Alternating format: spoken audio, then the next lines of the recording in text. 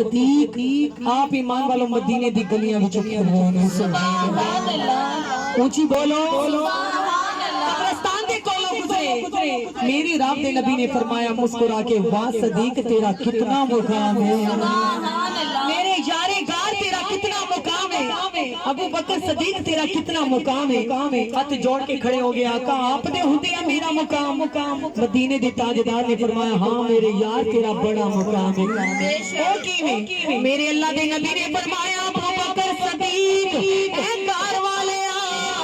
وفادار سونےاں جس ویلے آپ اور میں قبرستان دے کولوں گزرے سر اس قبرستان دے وچ چند لوگاں نوں عذاب ہو رہا سی اے میرے یار غار ہوا چلی تیری داڑھی ہلی داڑھی مبارک دا وال اس قبرستان چ گر گیا اللہ رب العزت نے فرمایا جبرائیل انہاں قبراں والیاں دا عذاب ختم کر دو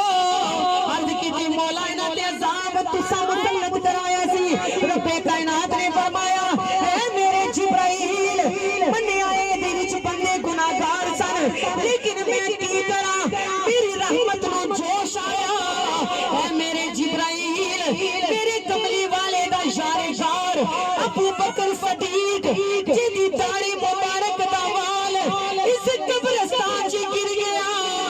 اس یار دی عظمت دے صدقے او دی بال دے صدقے